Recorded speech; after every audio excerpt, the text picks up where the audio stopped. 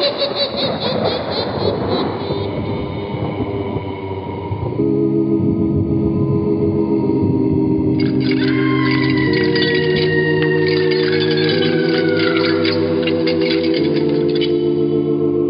Mysterious Old Radio Listening Society podcast.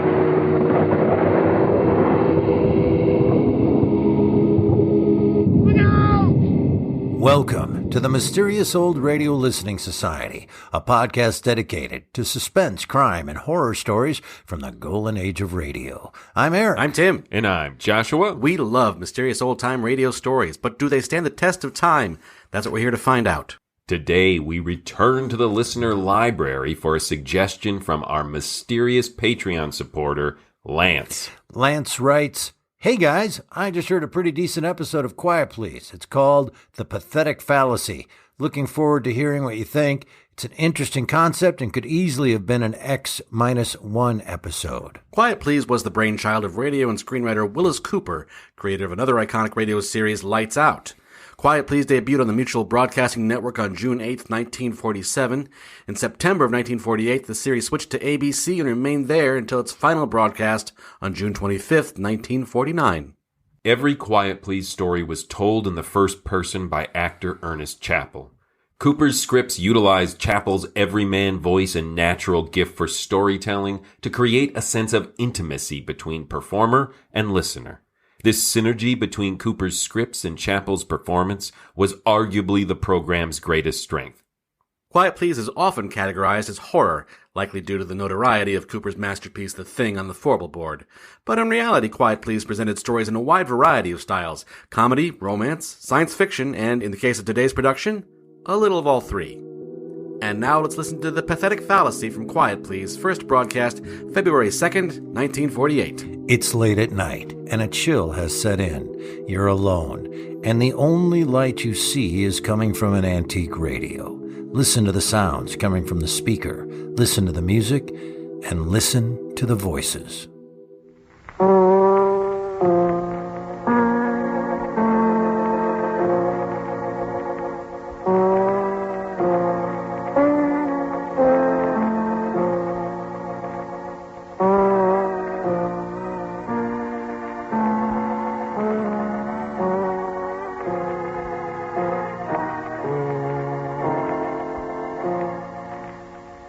Mutual Broadcasting System presents Quiet Please, which is written and directed by Willis Cooper and which features Ernest Chappell. Quiet Please for tonight is called The Pathetic Fallacy.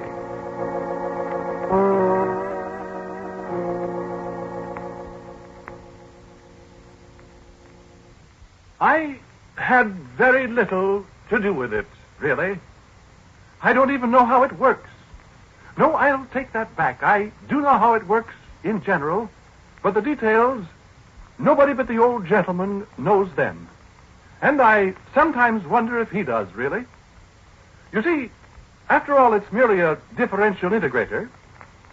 Everybody knows what a differential integrator is, of course, but this one is the most complicated and versatile one that's ever been built.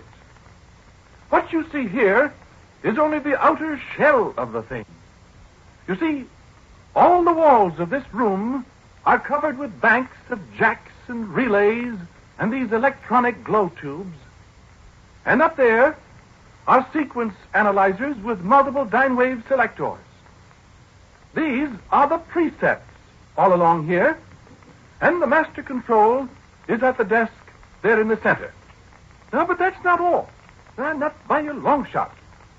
The actual machine is behind those walls. 3 rooms full of tubes and motors and stroboscopes and several thousand miles of wiring and some devices that are not public property yet.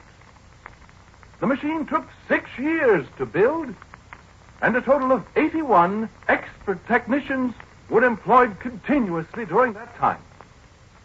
So you can understand that any one man knows very little of the actual construction of this giant mechanical brain. So that's just what it is.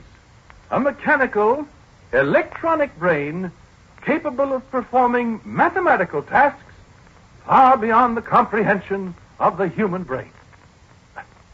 Now, are there any questions before we proceed? Yes, I've got a question, Mr. Quinn. Does this machine really think? No, Mr. Burns, Sandy Burns, the Daily News. Well, Mr. Burns, you may tell the readers of the Daily News that the machine does not think. It is a purely mechanical device, although a most complicated one. But you call it a brain. I was merely indulging in the pathetic fallacy, Mr. Burns. Oh. All right. What is the pathetic fallacy, Mr. Quinn? It's a philosophical concept of John Ruskin, Miss, Alice King. A philosophical concept, Miss Alice King, which derives from the imputation of human qualities or emotions to an inanimate thing. A figure of speech, let us say. I don't get it. It is quite common in literature, Miss King. A poet speaks of the angry sea, the cruel wind, and so on. Oh, I get it. Do you get it, Sandy? Yeah. I guess so. Good. Are there any other questions? No, go ahead. Unless somebody else has a question. I have. What's the machine good for? That is not as easy to answer as you might think, Miss Alice King. I think that if I point out that it is capable of solving the most abstruse mathematical equation in an amazingly short time, you may have an idea of its value to science and industry. How fast? What? How fast does it work? Well, here is an example in this folder. This solution covers 36 pages. The machine produced this solution in, let me look, 16 minutes. That is pretty fast. Exceptionally fast, when one considers that without the machine, it would take 20 expert mathematicians working together for something like 10 years to arrive at the same solution. So, you see? Oh. Well, I've got one more question, Mr. Quinn, if you don't mind. Go right ahead. How do you know this answer's right? What? Why, of course it's right. Sure, but how do you know? Why, that question has never come up before. Yes, but if this machine is such a dinger as you say it is, oughtn't you to be sure that it adds things up right? Oh, it does. Oh, it does, I assure you. This answer to the problem you've got there. How do you know it's right until 20 mathematicians work 10 years to do it over again? Why, that's ridiculous. It isn't ridiculous. I'll tell you what's ridiculous to me, Mr. Quinn. Just the same as it is to Alice. I think it's absurd for a bunch of great, big, high-powered scientists building a gadget like this and then taking its word for everything without question. I'm afraid you haven't the proper scientific approach, Mr. Burns. Oh, that's right, I haven't. But listen here. Suppose you've got a great big scientific formula, or whatever you call it, and let's say a big bridge or something depends on some kind of calculation that takes 20 minutes to do. Yes? Well, what if the machine made an error of just one number? Wouldn't that error be multiplied 1,000,000 times in the whole... You see, Mr. Burns, I said you didn't have the scientific approach. We took that very fact into consideration, and the operation of the machine has been checked at every stage. How? By starting with the simplest possible mathematical problems. Now, if you just move a little closer, I'll demonstrate. We will progress from a simple 2 plus 2 on through the multiplication of 7 or 8-digit numbers, through raising a number to a 3-digit power, through algebra. Go on, let's see. Very well. 2 plus 2 is our first problem, which will be solved electronically in 1/1,000,000th of a second. Now, the problem is set up here. And when I flip this button, the result appears on the transparent screen up there. Now watch. 2 plus 2. 2 plus 2 are 4. You see? You turn around and look at the screen, Mr. Quinn. What? Says 5 up there. Why, I pushed the wrong buttons, of course. Let me push them. Very well. Here. Sure they're the right ones. No alibis. Miss King, you You can read, can't you? Fluently, Mr. Quinn. These buttons? Let me see, Ellen. Look. Right? 2 and 2. Right. Now, this button. Okay. Good heavens. You see? 19,412. Here. Let me try. Go ahead. 2 and 2. 17. Why, this is incredible. I don't understand. I'd sure hate to have that thing figure out my income tax for me. I'm sorry. Something has gone very wrong. There's probably a short circuit in the cucambulators or You know what I think, Mr. Quinn? What? I think that pathetic fallacy of yours is a fake. I think the machine heard what you said and it's mad at you. Come on, Sandy. We got a story.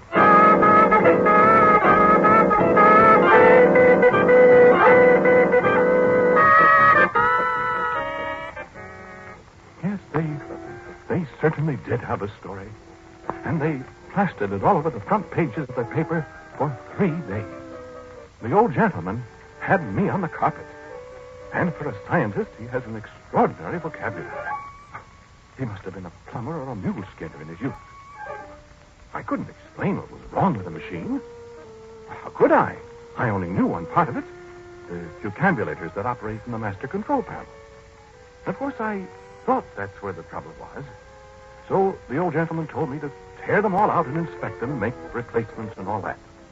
He seemed to blame the whole thing on me. He's so unreasonable. Well, there are 144 cucambulators, all the rotary self-retracting type, with foraminiferous tubes, and they weigh 60 pounds apiece. Well, newspapers all over the country were laughing at us. They had funny jokes about the machine on 6 radio programs in one night. And we had to do something quick. If I'd only not made that statement about the pathetic fallacy. The way that girl took that up and made me look like a first-class fool. I could have choked her. So I started to work. They shut down the lab. But people kept storming at the gates to see the machine that got mad at people. And there I am, up to here in grease and wires and electronic gadgets. And I've been over every single one of the 144 cucambulators, and there's not a thing wrong with one of them. Not one single thing. But the machine won't work. Well, it just sits there. I've got just one more thing to do before I give up. And, of course, when I give up, I'm through. Well, the old man made that amply clear. I'll be out of a job that fast and try and get another. I'll have to change my name and go somewhere and find a job as a dishwasher or a sailor or something. And I've spent 27 years in this profession. All of it thrown out the window because of a stubborn collection of wheels and tubes and wires and relays and whatever else there is.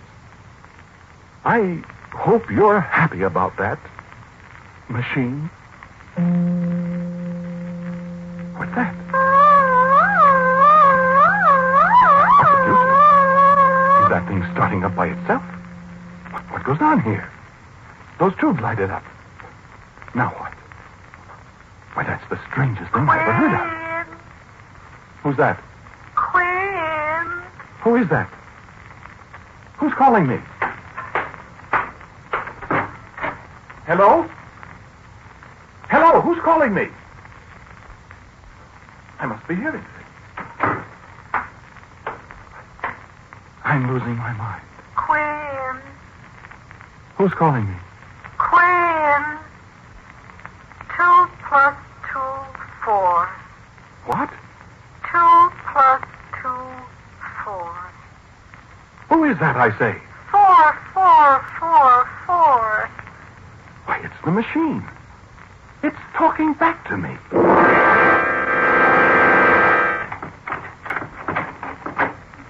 What's happened, Mr. Quinn?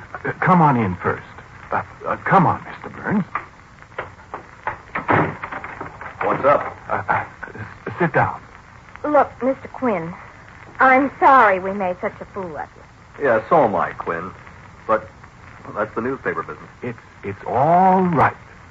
What'd you want to tell us? Well, I hardly know what to say now that you're here. Is the machine fixed? Have you got a statement or something for us? Because if there's anything we can do, you know we'll do it. The old gentleman's been pretty rough on you. Yes. Yes, he has that. Well... Now, look, Mr. Quinn. Before you start, there's no guarantee that anything you tell us will be printed. We don't run the paper, you know. I know. But you'll print this. What? Well, you remember you said the machine was mad at me? Yeah. It was. What? It was. But it's sorry now. You mind saying that again, Mr. Quinn? Well, I said it's sorry now. Wait a minute, Sandy. Oh, what do you mean by that? Well, I'll show you. Listen. Machine.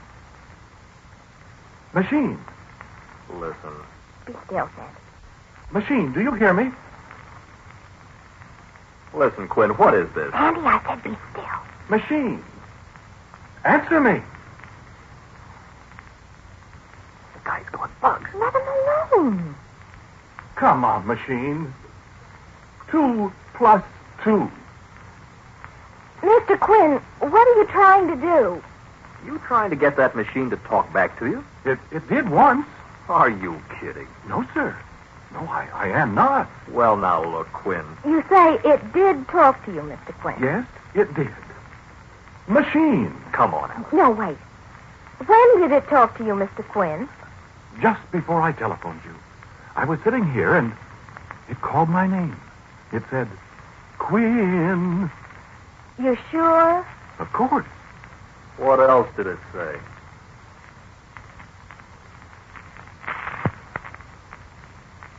It said something about 2 plus 2 are 4. Hmm. Now, you remember that was what it made the mistake about the other day. When Alice said it was mad at you. And I think it was trying to apologize for all the trouble it caused me. Alice. I don't know why it doesn't talk now. Machine. Alice. I'm awfully sorry. Maybe it's embarrassed with you here. Alice, let's go. Mr. Quinn, do you feel all right? I'm not crazy, Miss King. Isn't it possible that maybe thinking about that pathetic fallacy and overwork made you... It is not. I'm sorry, Mr. Quinn. I've got work to do. If you'll excuse us now. I'm sorry. I don't know what to do. I do. Believe me, I do. Sandy. Are you kidding, Alice? You're not going to write another story about Mr. Quinn. Think I'm not? Huh. You coming with me? Sandy, if you write that story, I'll never speak to you again. Look, darling, I'm a reporter. You're something worse than that if you do that to this poor man. It's all right, I guess, Miss King. I asked for it. Mean you admit you cooked up a story for us? I didn't cook up anything. The machine talked to me. Okay, so long, Quinn. You coming, Alice? I am not. And if you turn in a story that harms Mr. Quinn anymore... Oh, stop it.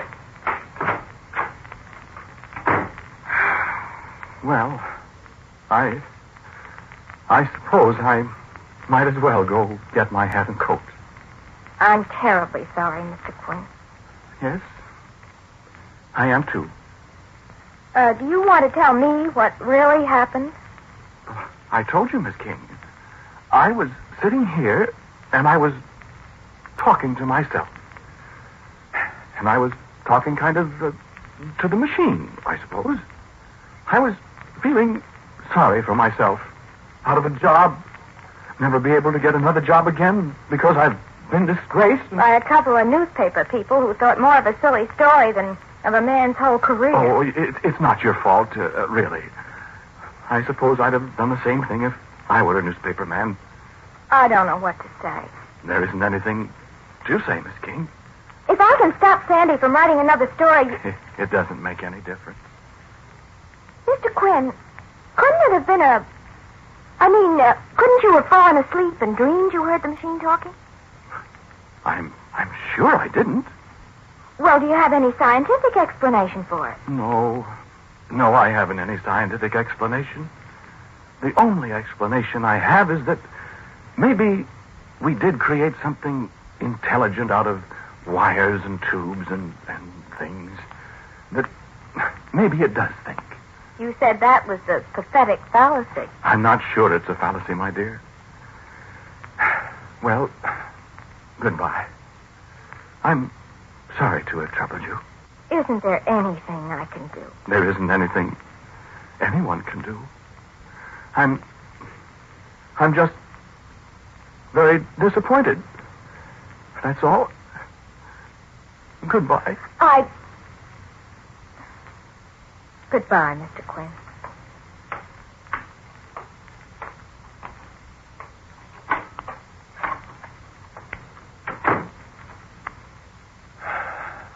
Well, I guess that's that.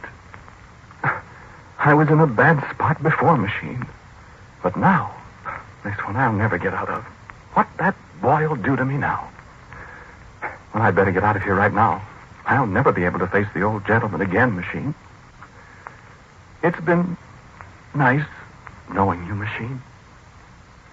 I don't hold any hard feelings. No, honestly, I don't. You know, if anybody heard me talking like this to a mechanical monstrosity like you, they'd say I'd gone soft in the head. You know that. And I wonder if maybe I haven't, by God. Well, maybe I can get a job as a street sweeper in Omaha or someplace.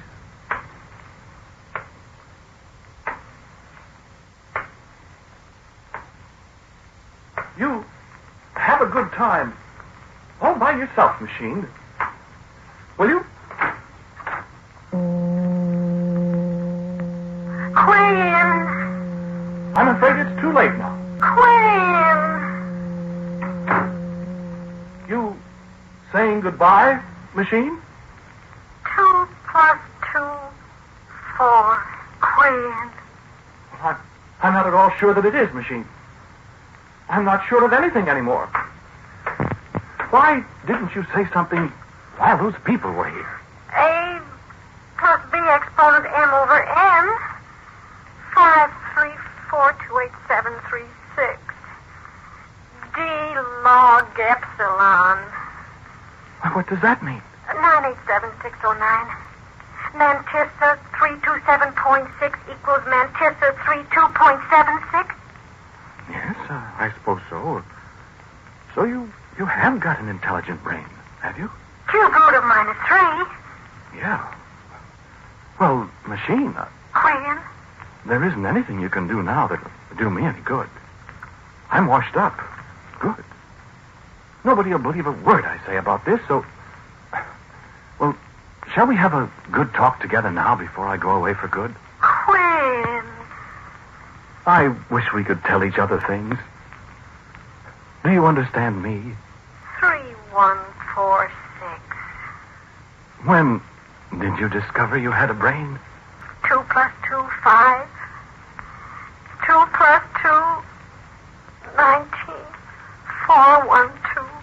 Mm-hmm. You're not mad at me anymore, then? Negative.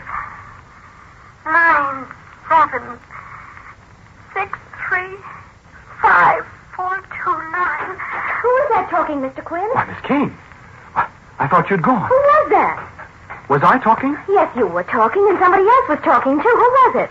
Oh, Miss King, I'm afraid you wouldn't believe me if I told you. It sounded like a woman's voice. Did it? Was it the machine? Was it? You, Machine. Was that you talking? Come on, say something, Machine.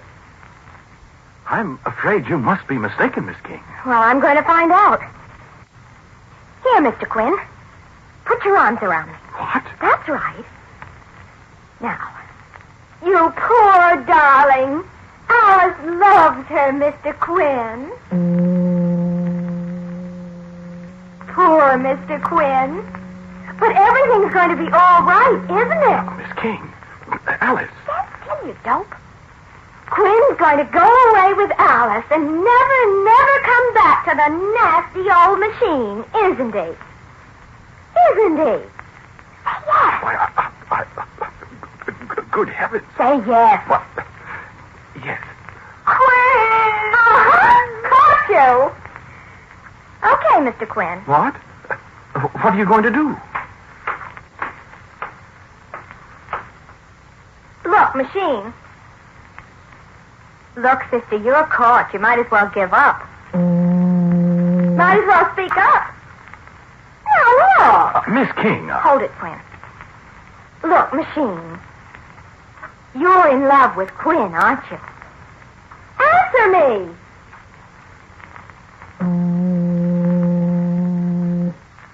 Pi r squared. I knew it. I knew it. D equals square root of b squared plus h squared. All right, I won't if you'll do what I tell you to. Otherwise, I'm going to take him away from you. Negative. Will you do as I say? Million, trillion, quadrillion, quintillion. What did you say, Mr. Quinn? I said, do you understand what she's saying? Why, of course. We girls understand each other, don't we?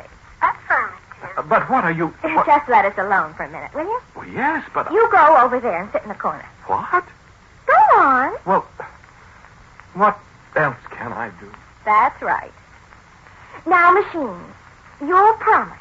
If I let Quinn stay here with you, you promise you'll never give any wrong answers again.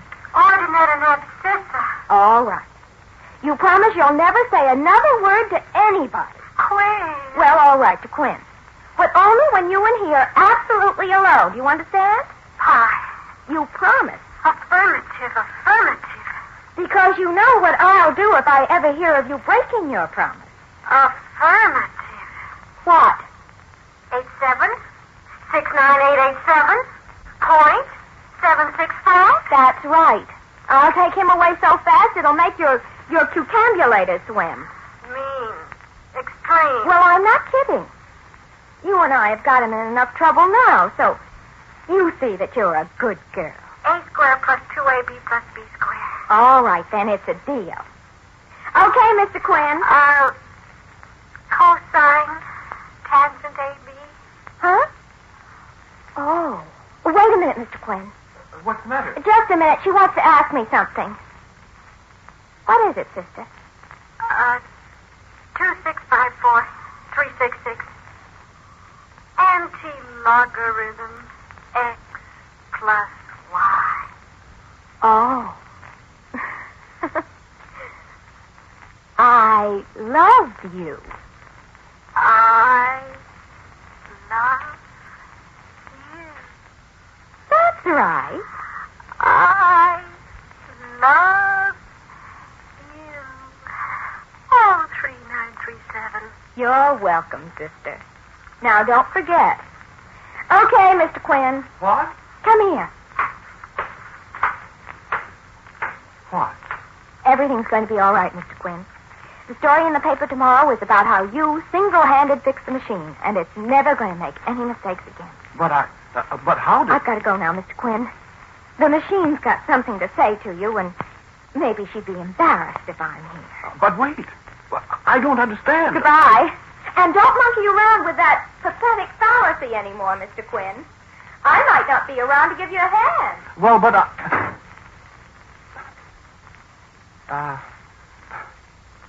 did you have something to say to me, machine? Quinn. I love you. What? Why, my dear. Oh, the square of the hypotenuse of a right-angled triangle is equal to the sum of the squares of the other two sides.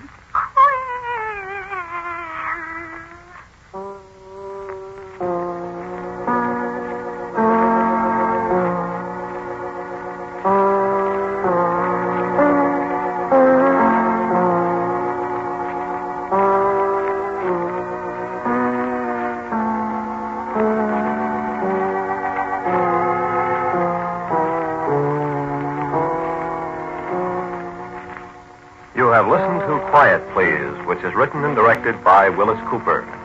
The man who spoke to you was Ernest Chappell.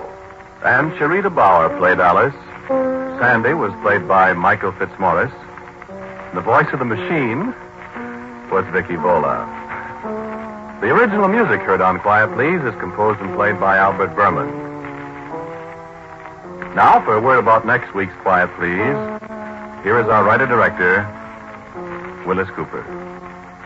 Our story for next week is called A Red and White Guidon. It's about the days when cavalry rode horses.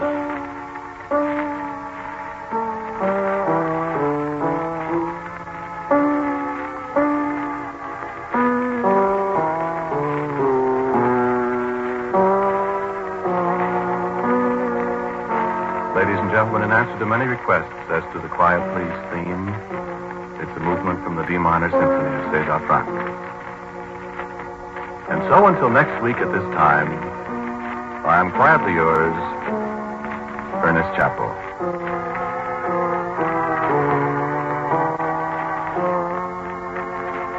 Quiet Please comes to you from New York. This is the world's largest network, the Mutual Broadcasting System.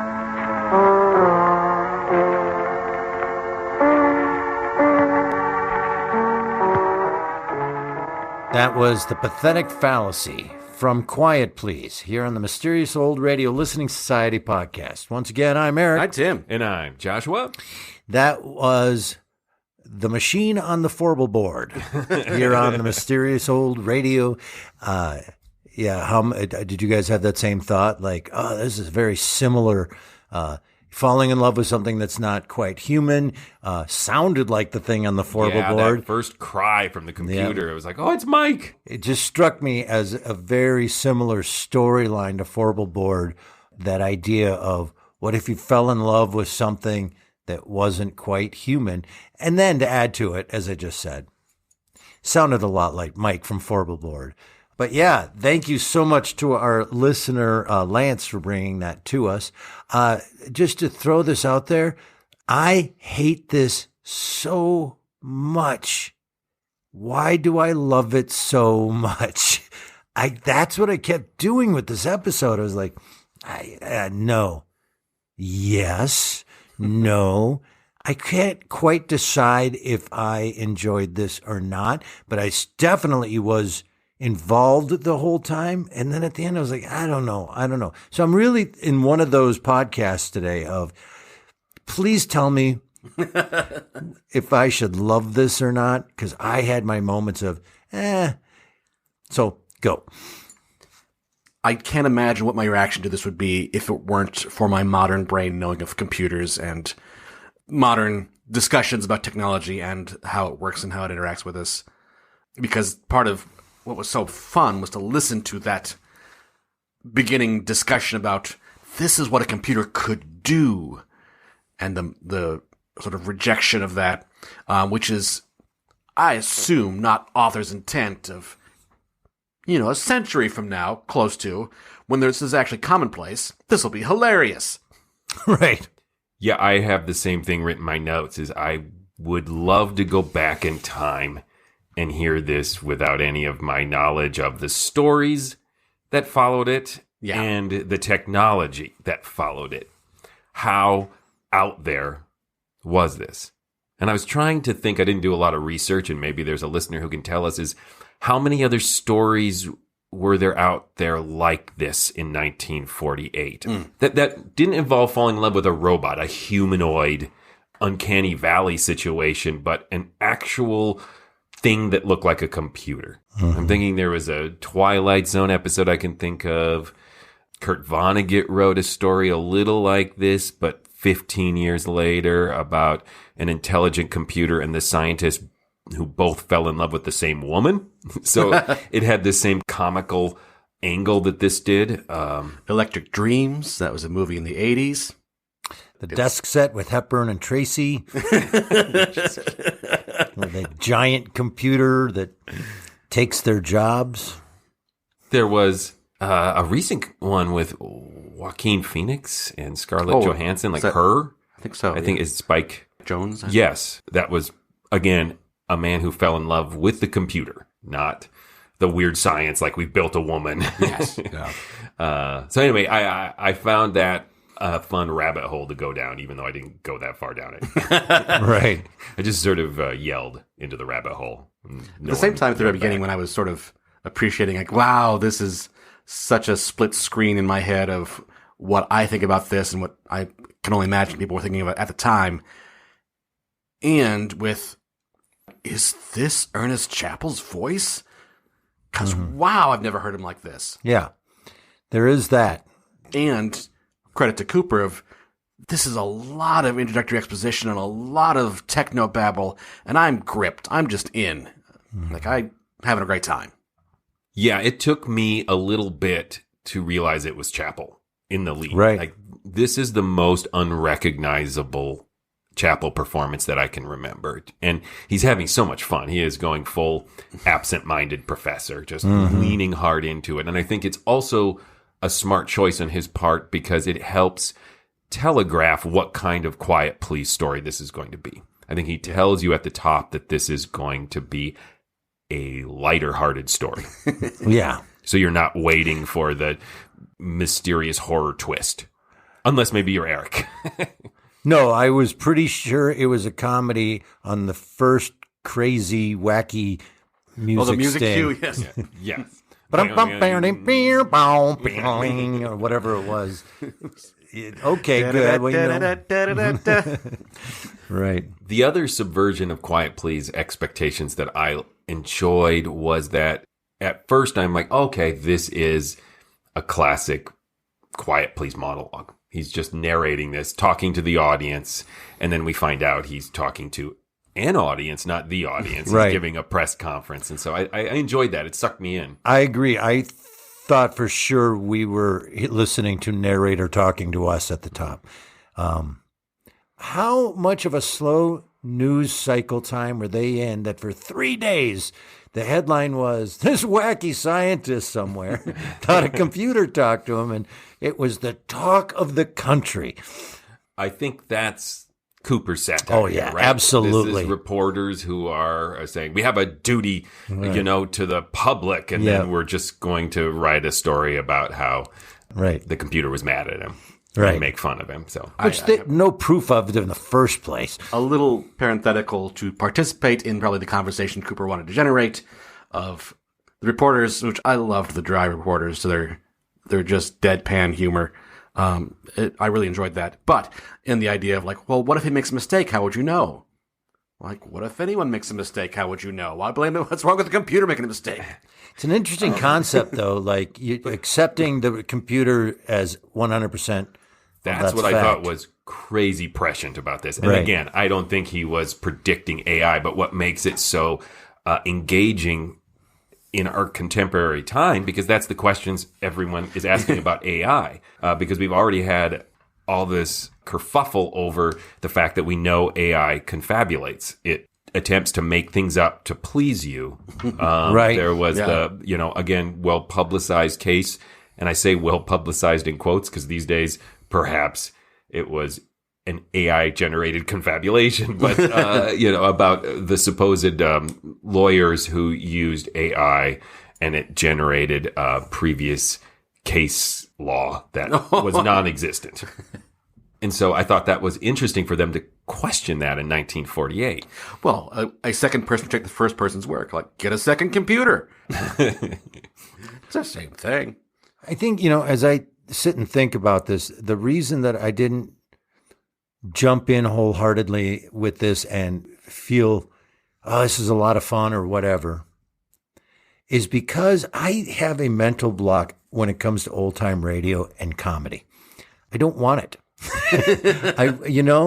My joy comes from adventure, horror, thrills, psychological. So whenever it veers toward a parody or farcical or straight out and out sitcom comedy, I think I get disappointed. I think that's what it is. I seek out my comedy elsewhere. I seek out my satire in other forms. And my old-time radio needs to be not where I get my satire. I don't think that's logical, and I'm not defending it. I think it is logical, and that satire is hard to be timeless, because most of the things that are targets of satire, at least within the last century, are political, social things that have dramatically changed. Right. Sometimes it's just making fun of universal, timeless human foibles, but Airline Not food. a lot of it. Yeah, like airline food. Right. Great Mark Twain jokes about airplane food. You know, back when you got food on airlines. The character portrayals I loved. I thought were hilarious. I was loving the first part of this, and then once it got past the computer theory and talking into the romance with a foreigner, it was kind of modeled that, oh, this is not as much fun for me. And the joke of, you speak its language? Yes. That was a lot of that joke. Right. Here's what saved that for me. You're right. I think he used it for too long from a comedy point of view, but I loved, I think they said at the end her name was Vicky Vola. Maybe I'm getting that wrong, but the actress who portrayed the computer, whether it was Cooper's direction or her choice, I loved that she didn't do either the husky, sexy computer voice, which would have been way too on the nose, or that she did cold and robotic. She had this really emotional, vulnerable performance that she had to push through all this computer talk. Mm-hmm. And I found that really strangely funny. It just made, I mean, I wasn't rolling around on the floor, kicking my legs in the air funny, but like... What if that was your threshold? Listen to this. Oh my God. She's Hands back on the wheel. We're in traffic. She's a computer. Yeah. Real Night at the Apollo stuff here. Next Generation. Didn't they have one where the computer went rogue and started talking all sexy and saying crazy stuff? Wasn't there one of those? I think that was just the standard Star Trek computer. But in all seriousness, I just thought that Magic was voice from Mystery Science Theater 3000. I'm trying to think of all the... Okay, keep going. I'm sure it was good. Computer voices. I'm done naming computer voices. Yeah, so I think that is part of the hurdle that this episode has to get over, is that it is an early version of something, you know, whether it's the originator of it, it's an early version that we have heard and seen a lot. Right. And yeah, like a lot of Quiet Please episodes, it comes alive in the little small creative choices that Cooper and the actors make. I agree. And I'm starting to wonder how much our fiction and our pop culture was just a self-fulfilling prophecy, and if we wouldn't have written all those stupid stories about robots taking over. There's a lovely documentary out there about Star Trek that it's just talking about the generation of engineers and scientists who grew up watching it. Yeah. And that's their model. Like, this is what we're working towards. Right. Our cell phones are communicators and all of that. Yep. It's the imagination that they draw from. Have you guys read any of the really fascinating, charming stories about... no, they're not novels, so don't worry. But Laurie Anderson... Oh, no. She has worked with a AI company and is creating an AI version of her husband, Lou Reed. She misses him, and so she talks to the AI, and it's programmed to respond in ways that Lou Reed would respond, and she hopes to eventually train it to the point that she could collaborate on a new work. Oh, I thought you were going to say have sex. Worse, I think. Have a new AI-generated Lou Reed, Laurie Anderson collaboration. I'm out. Wow. No, thanks. Can you imagine talking to someone you care about who's gone? And no, I don't want that. I can't judge, but I wouldn't want it. No. Not for me. I think we should start writing fiction and stuff about how robots are like, the future they're really good at massage. That's as far as they go. And then that's what will happen. Massage trek. Yes. And that's as far as it goes. So by as far as it goes, you mean like physically. Look, robot. I wonder I didn't come here for this. Look, I have an AI spouse that I'm very committed to. I wonder how much is self-fulfilling prophecy. It really is an interesting thing. Like, if we never thought So this should have been called Pathetic Prophecy. I do want to pivot into the central theme there of do machines think and what it means for a computer to express feeling. Does it really feel? And are you going to finally answer this question for us? Yeah, here it is. Well, quite like, do humans? I mean, it's kind of a blurry line between we've taught this computer to if it wants to function at its best, it needs to tell you that it loves you. Like a person. Growing up as a Norwegian Lutheran, I can absolutely answer no, we do not. We do not share our feelings or thoughts or connect in any way. You just need a programming update where you learn the benefits of pretending to have emotions. I like the room quiet. That's how Christmas should be. Silent Christmas. Shh. I don't want to hear about it. We kind of hit on the intro, but the range of Quiet Please is just this sort of a bottomless well of, that's weird and different. That's even weirder and more different. Which I now realize that sounds like a sort of backhanded compliment. Like, this has some great stuff in it. And the only reason I think it's sort of tempered, in my opinion, is because the part of it that plugs into, modern thinking and modern debate is so much more interesting to me than the rest of it that doesn't as much. Right. It sounds like that's your vote. That is my vote. I love it. Because it is good for me to love it. You think it stands the test of time? It's a mixed bag. Yeah, right. It's weird when something inadvertently stands the test of time. Right. Yes. And becomes topical More again. timeless, yeah. It's an interesting question for this particular podcast. I said what I said at the top.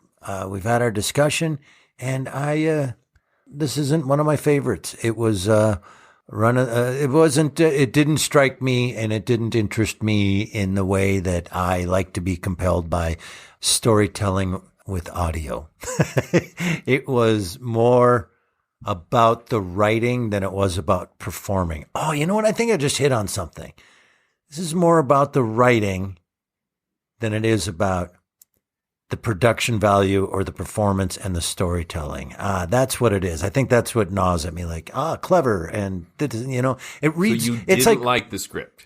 I didn't like the script. That's Gotcha. exactly right. There it is. The script was taking too much of the spotlight away from the other elements. Yeah. I think that's what it is. It's look at how pithy we're being and clever and fun. And I would rather. How terrible is that? What if you had a podcast where you're just trying to be pithy and clever? And Oh, we'd make so much money. Stop entertaining me. Can you imagine if we were entertaining or clever? I can't say a damn thing without digging a hole. Oh my God. Anyway, it was fine. It is a really hard, weird episode to judge, as we said. It feels dated, yet it seems ripped from the headlines at the same time. Right. And I find it compelling for that reason, if nothing else. But I think for me, like I mentioned, the charm of this is all Cooper's little details that switch from, oh, you thought I was narrating this. No, it's a press conference. Chapel's becoming a nerd is, from a Quiet Please nerd point of view, really fun to listen to. And I didn't mention this, but it's one of my favorite aspects of this story, and it's very unquiet please, at least in terms of the Quiet Please episodes we usually listen to on this podcast, is that it avoids the usual machine versus man apocalyptic ending and has this really sweet final beat where he speaks to her in her love language, and they have this little private moment, and I didn't expect that. And they come to an understanding of, like, this is cool, but we got to be on the down low. Yeah. Thing on the formal board. But without eating people. Right. What I mean? Look, one love language is not the same as another. Yeah. The press conference for apparently the world's only newspaper. The only two that showed up. It was a different time. There were more radio shows than newspapers, because, right, he said there were jokes made about it on 6 radio shows. Right. I'm a reporter from Giant Computer Weekly. So, yeah, I do not think it is a classic, but I think to judge something for being influential and even unintentionally prescient is a little churlish. So I won't take points away for that. But it's definitely one of my favorite lighter Quiet Pleases. This is my final thought before we wrap it up. The end of this did make me laugh harder than anything that happened in that story. Were you rolling around on the floor kicking your legs in the air? I had a huge smile on my face. Next week's episode, it's about the days when the cavalry rode horses. And this silence that, now I know this isn't what happened, but there was so much silence. That's all he said. Next week's episode, like, nice hook. Way to sell it. That's it. The silence was so funny to me because I had in my head everybody looking around at him going, oh, that's it. Okay, all right. Bum, bum, bum, bum. Like, it was so, like, Ernest Chappell's like, do I get to play a horse? Right. It's like he caught him off guard. Oh, I'm tuning in Quiet Please next week. What's it about? You know the days when the cavalry rode horses? Yep. Mm-hmm. Can't. Quiet, please. All right, Tim, tell him stuff. Hey, please go visit ghoulishdelights.com. It's the home of this podcast, although you can hear this podcast wherever you get podcasts. We're available. But at Ghoulish Delights, you can leave comments, you can vote in polls, let us know what you think, you can send us messages, share your opinion. What do you think about this episode? What do you think? Huh? Anyways, you can also link to our social media pages. You can shop for Mysterious Old Radio Listening Society swag at our store. And you can become a member of our Patreon. Yes, you can go to patreon.com/themorals and support this podcast. Tell you what, I'm going to make this promise right now. If we reach $50,000 a month. We get an AI read. Better, we're going to get an AI version of ourselves so that this podcast can continue forever. It wouldn't be that hard. No. Lou Reed is way harder to duplicate than us. You start paying me $50,000 a month for not having to do anything. I mean, if we just get $100 more a month, we'll sing Walk on the Wild Side. How about that? You pick a goal. You help us get there, listeners. Right. Go to patreon.com/themorals. If you'd like to see us performing live, the Mysterious Old Radio Listening Society Theater Company performs monthly, sometimes more than once a month, somewhere.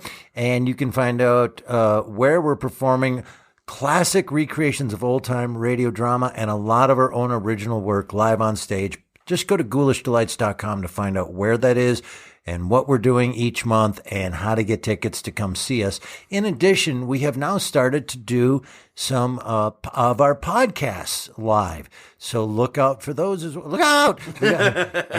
Be on the lookout for those as well, as we have starting to do a couple, I don't know how often, but it's been really fun to have an audience and do the podcast for the audience. So there'll be more of those as well. So lots of opportunities to see us live, not only performing radio drama on stage.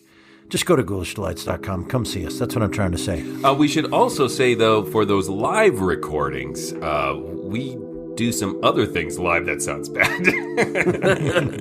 But Patreon supporters will get the full live show. That sounds bad, too. It's getting worse. It's getting worse and worse. Just, there's more to see. And hear if you become a patron. Coming up next. Next, we will be listening to an episode of Escape entitled Wild Jack Rat. Until then... Look out! Next is... About the days when the cavalry rode horses.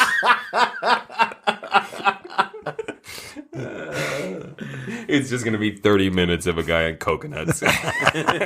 Nay.